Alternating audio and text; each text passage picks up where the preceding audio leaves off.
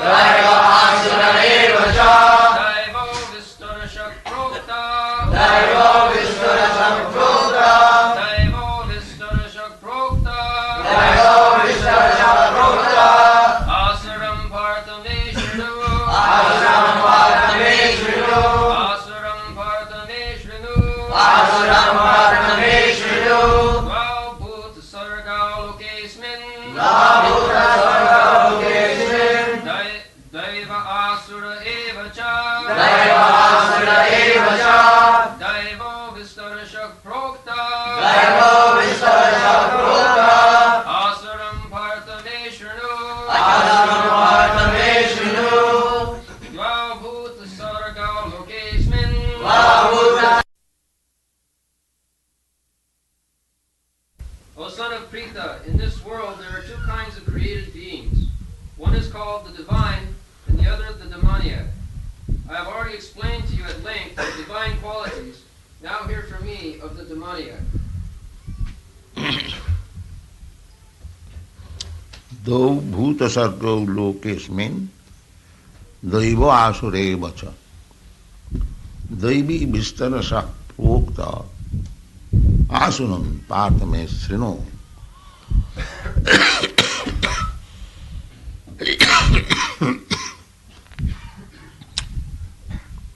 Bhagavan Sri Krishna is addressing Arjuna, as sometimes he addresses him as Bharata, the descendant of the Bharat dynasty.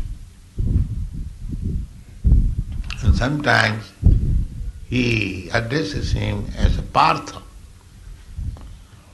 And sometimes he addresses him Dhananjaya, his friend. This time he addresses him as Partha. Partha means his mother's name was Pritha. From Pritha the word Partha comes. His mother happened to be Krishna's father's sister. So, very intimately and friendly, he addresses him as Partha, my dear son of my aunt. That means we have got very intimate relationship. Not only we are friends, but we have got family relationship. So therefore, I am speaking you about the truth that there are two classes of living beings. Two classes of living beings. Though means two. One class is called Daiva, divine nature. And the other class is called demonic nature, Asura. So, in Vishnu Puran, there is also reference to this context, where it is said, though bhutasarga lokesmin daiva asureva cha. Vishnu bhakta bhavid daiva asurastad viparja. Daiva means generally Vishnu bhakta. Vishnu means the Supreme Lord who is all pervasive. Everywhere he is present. Krishna, the Supreme Lord, he is Vishnu also in his Paramatma feature. Krishna has got three features. Brahmeti, Paramatmeti, Bhagavaniti Sabdat. Krishna, the absolute truth, is known in three features or three angular visions. One is Brahma, all pervasive Brahma. Sarvedam Akhilam Jagat. The Brahma means his effulgence, bodily rays. Jasya Prabha Prabhavatu Jagadanna Koti. His Prabha, his bodily rays. You may ask, what is that bodily rays? You can see every day. Everyone has got bodily rays according to his quality. You see the sun, the bodily rays, the sunshine. There is sun god within the sun globe. His name is Vivashan. That is also mentioned in the Bhagwat Geeta. Imang vivassati jugam praktaman aham abhyam Vivashan manoviprahu manu ikhaga vibravi evam parampra praptam imang rajarisayo vidu. So, exactly like that. Here, sun is an insignificant part creation of the Lord. And the sun has got so much effulgence, bodily rays, that it is illuminating and heating the whole universe. You cannot deny it. This is the position of the sun. And there are millions and trillions of suns, each one sometimes bigger than this sun. This is the smallest sun. There are bigger suns. So, we can understand what is the bodily rays. There is no difficulty. That bodily rays of Krishna is called Brahma. Jasya Prabha Prabhavatu Jagadanna Koti Koti Subhasudhadi Vibhuti Bhinnam. Tad Brahma. That is Brahma. That Prabha. So, similarly, Krishna is present in everyone's heart, localized. This is impersonal expansion. That the sunshine is impersonal expansion of the sun rays. So similarly, Brahma effulgence is the impersonal expansion of Krishna's bodily rays. And the portion by which he is present everywhere, Andantarastham Paramanu Chayantarastham, he is within this universe, he is within your heart, within my heart, he is within everything. Everything means even within the atom, Paramanu. That is his Paramatma feature. And the last and ultimate feature is Krishna's personal body. Satchidananda Vigraha. Ishara Parama Krishna Satchidananda Vigraha. Vigraha means form. That form is not like ours. That is Sat Chit Ananda. The body has also three features. Sat means eternal. So therefore, his body is distinct from our body. This body is not eternal within the history. When this body is created by the father and mother, there is a date, beginning. And when this body is finished, annihilated, there is another date. So anything within the dates, that is history. But Krishna It's not like that. Anadi. You cannot estimate when Krishna's body began. Anadi.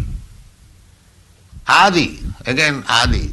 He is the beginning of everyone. Anadi. He himself is Anadi. Nobody can find out what is the date of his appearance. He is beyond history. So, but he is the beginning of everyone. Just like my father is the beginning of my body. Father is the cause of the beginning of my body, or your body, everyone. So therefore, he has no beginning, that he has no father, but he is the Supreme Father. That is the conception, Christian conception. God is the Supreme Father. That is fact, because he is the beginning of everyone. Janmadasya jataha. Whatever has come into being, that is from Krishna. That is stated in the Bhagwat Gita. Aham adirhi devanam. The devatas, this Brahmanda is the creation of Brahma. He is called one of the demigods. The Krishna says, Aham adirihi devanam. I am the beginning of the devatas, demigods. So, if you study Krishna in this way, then you become Daiva, divine. Divine. Our Krishna consciousness movement is meant for educating everyone to become divine. That is the program. Now, what is the gain by becoming divine? That is described in the previous verse. Daivi sampad vimuktaya. If you become divine and acquire the divine qualities, avayam sattva samsuddhi, jnana yogi, avasthiti, that is we have discussed already. So, if you become divine, there is no impediment to become divine. Simply, you have to practice for the post. Just like everyone can become High Court judge. Everyone can become the President of the United States. There is no bar. But you have to be qualified. If you qualify yourself, you can become any, fitted in any position. Similarly, as it is said, to divine, to become Daivi, you have to qualify yourself to become divine. How to become divine? That is already described, we have already. So if you qualify yourself by the divine qualities, then what is the benefit? Daivi sampad vimokhaya. Moksha. Moksha means liberation. So if you cultivate divine qualities, then you are fit for being liberated. What is liberation? Liberation from repeating birth and death. That is our real suffering. The modern rascal civilization, they do not know actually what is the end of suffering. They do not know. There is no education, there is no science. They are thinking that here, this a small span of life, say 50 years, 60 years, 100 years at most. If we get a nice wife, a nice apartment, a nice motor car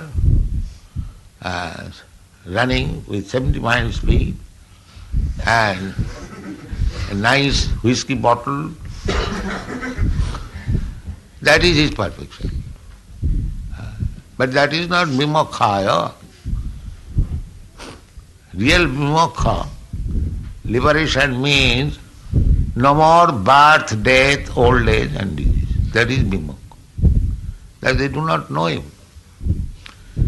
They do not know even that there is birth after death. Such a foolish civilization. Although we are experiencing every moment birth and death. Birth and death every moment, it is going on so finely.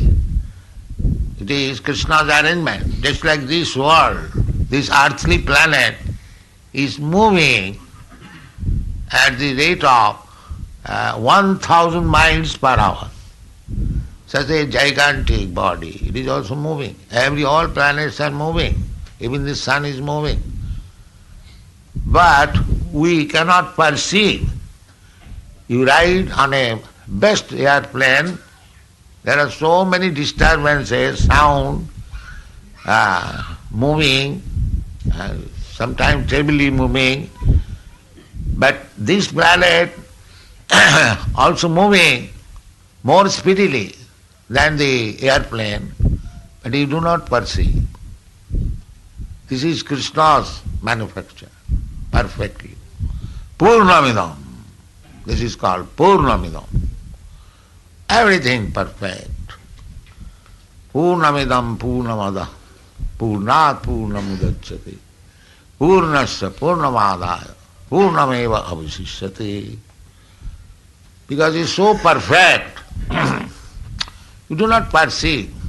But it is moving everything. Everyone knows that in the morning there is sunrise, and in 12 hours after covering 12,000 miles, the evening is there. Again 12,000 miles moving, you are sleeping. In the morning you see again the sun. The sun is there. Sun is not moving. But the world is moving. It is moving so nicely. Not only this earthly planet, but there are millions and trillions of planets within the sky. They are all moving. Seasonal changes, day and night, everything is going on. This is perfection. So those who are in divine nature, they can understand all these things. That is called Daivi Sampad. In other philosophy, they can say, the Christians say God is great.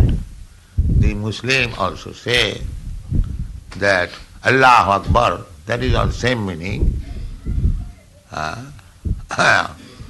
The Vedic literature also says Brahma, Parabrahma. Brahma means the greatest. Brihatya, Bringhanatya. Iti Brahma.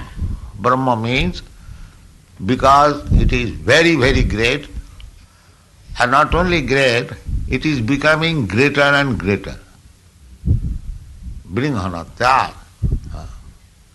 So the great understanding, greatness understanding of Krishna or the absolute truth is accepted everywhere in civilized human society. But how God is great, that you can find in the Vedic literature. Simply to know God is great. Just like everyone knows that he has got a father. That is not difficult. Anyone who is in this material world, in material world or spiritual world, there is a father, everyone knows that. But who is my father? How he is? How great he is? What is his qualification? What does he do? What is his father's name? Where is his address? That you can understand from Bhagavad Gita.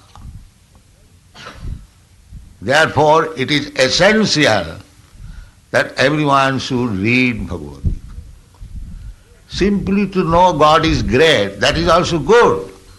Is accepting the greatness of God. But if you want to know in detail how great He is, to what extent He great is, how the actions of His greatness are going on, how His activities of greatness are going on, then you read Bhagavad Gita. Bhagavad Gita says that Matta parataram nanyat kinchijasti dhananjaya. Krishna says, there is no more greater fact than me. Everyone knows God is great. Great means everyone is small. He is great. Nobody is equal to Him. Nobody is greater than Him. That is the meaning of greatness. So how He is greater than everyone and nobody is equal to Him, everyone is subordinate, everyone is creation of Him. This knowledge, if you get, janma karma me dibbam jujanati tattatha, if you understand these factors of the greatness of God perfectly well, then you become fit for being transferred to the spiritual world. That is called Daivi Sampad. Daivi Sampad Vimokhaya. If you become divine, this is cultivation, this is education, this is not sentiment. People try to understand that this movement, Krishna consciousness movement, is Hindu movement. Krishna is one of the Hindu gods. But that is not the fact. Krishna is God. God is God. God cannot be Hindu God, cannot be Muslim God, cannot be Christian God. God is God. Just like gold. If the Hindus deal gold, that does not mean gold becomes Hindu gold.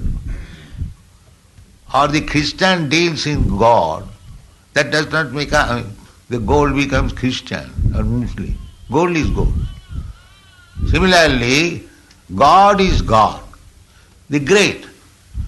Now, if you study how His greatness expands, just like here is one example. Ishara sarvabhutanam riddeshe arjuna tishtati brahmayan sarvabhutani jantrarurani maya. Very simple. Ishara, that God, in His Paramatma feature, is sitting within everyone's heart.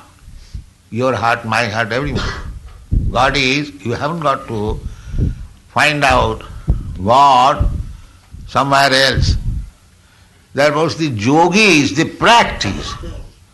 How to find out God within myself. That is called meditation.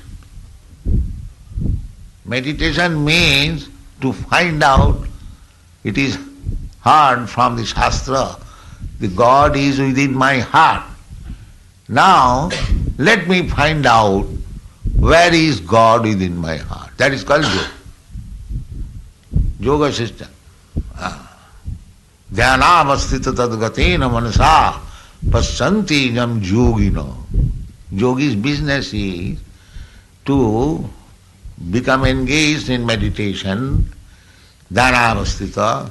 Now this meditation is very profusely used in your country especially. But what is the meditation? This is meditation. When you fix up your mind to find out God, Krishna, within your heart. That is called meditation. Not thinking some foolish objective is meditation. This is meditation. Dhanavastita tadgatena manasa. Tadgatena, mind being fully absorbed in him. By that mind you can find out. So Krishna consciousness is little more than that. Consciousness is above mind. Mind is there. Mind is above the senses. Indriyani pararahu, indriyabhya paramana. The senses, our body means the senses. The senses are prominent. Therefore body is active. But the senses cannot work if the mind is absent. Therefore called attentive, concentrating your mind. So, mind is above the senses. And how the mind is acting, thinking, feeling and willing, that is called intelligence. Everything final. You can see your senses, my senses, but everyone knows that you have got mind, I have got mind, but we cannot see the mind. Can you say anyone that here is mind? No, because it is final. Then everyone has got some intelligence, but can you see intelligence? Well, it is still final. Similarly, there is soul, which is still finer than the intelligence. So how you can see the soul? If you cannot see the mind, if you cannot see the intelligence, then how you can see the soul? Then the source of soul, the supreme soul, how you can see? Therefore, it is said, Atasya Krishna namadi na bhaved graham indriya.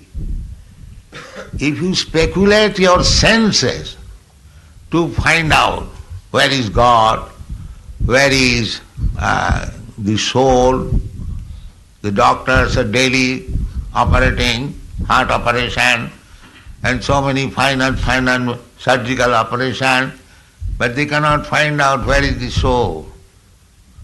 But soul is there. That we can perceive when the soul goes away from the body, we can understand now the soul has gone, the body is dead. So you can perceive, you cannot see. It is not understandable by speculating your gross senses. You can, if you want to see what is mind, what is intelligence, what is soul, what is super soul, that is not possible to see by your these blunt eyes, conditional eyes. Everyone is very proud of his senses. Somebody says, can you show me God?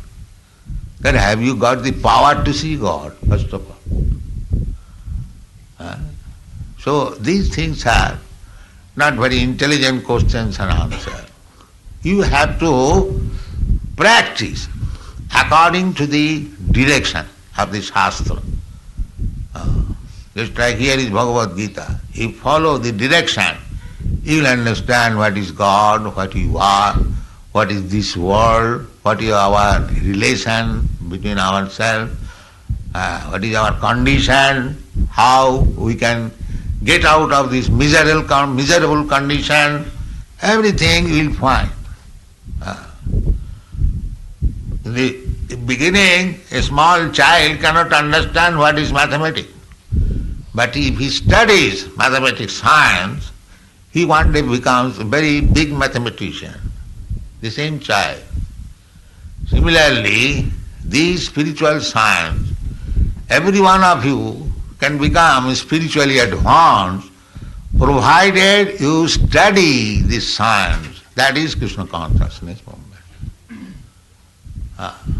It is not a bluff sentiment. It is a great science. Those who are actually studious, they can understand the science perfectly.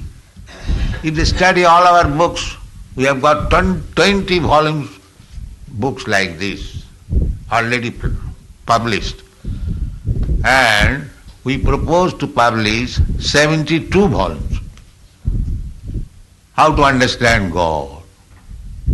So God is not so cheap thing that I have become God, you have become God. It is a great science.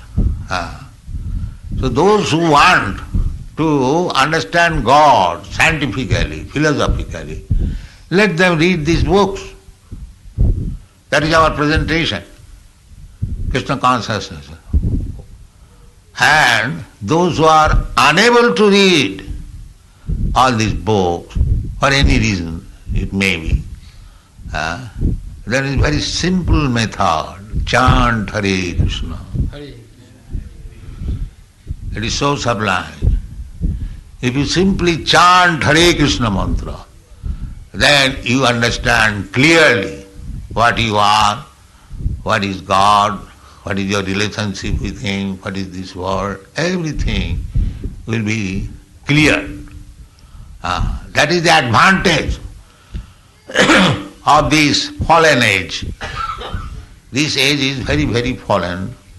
People have completely forgotten God. Not completely, because few men are still interested. Otherwise, why they are joining this Krishna consciousness movement? We cannot say completely, but gradually it will be completely forgetful of God, day by day. Just like we can see, formerly our forefathers, they used to construct churches, temples, mosques, synagogues. But nowadays nobody is preparing. In the modern history, you won't find they are constructing big skyscraper buildings that we can see, but we don't see anywhere a magnificent church or temple or mosque is being constructed. That means people are going down in the matter of understanding God. They are thinking these buildings are waste of money, unproductive creation. If we manufacture a skyscraper building, immediately there will be some income. But if I construct a gigantic temple, it will be simply waste of money. They are thinking like that. That means the standard of understanding God is finished. Not to speak of constructing new churches, but we are practically purchasing many churches. They are vacant. I have seen in London, hundreds of churches are vacant. Nobody goes there. Nobody goes there. One priest was surprised in Boston that these boys, they are our boys, they are Christian boys, they are American boys. So, previously they were not coming to the church, they did not care for God or to understand what is God. And why they are mad after God now? That's a fact. These boys, you American boy, you are not interested. But why you are so interested and you are preaching Krishna consciousness all over the world? You are not foolish, I have not bribed you, but why you are doing that? So this is a fact that we have got intimate relationship with Krishna. That's a fact. Just like father and son, they are intimately related. It may be the son has gone out of home for many years, but as soon as he meets his father, again the same love between father and son revives. It does not mean because the son was out of home for many, many years, there is no need of awakening the love of father and son. Similarly, in the Chaitanya Charitamrita, it is said, Nitya Siddha Krishna Bhakti. The love between Krishna and ourselves. It doesn't matter where we are. All living entities, especially the human being, especially the civilized human being. Those who have got sense, they can divide Krishna consciousness very easily by chanting this Hare Krishna mantra. So that is our request, that you are very intelligent boys, American boys. Try to understand Krishna. Try to revive your relationship with Krishna. Then you will be happy, otherwise not. Thank you very much.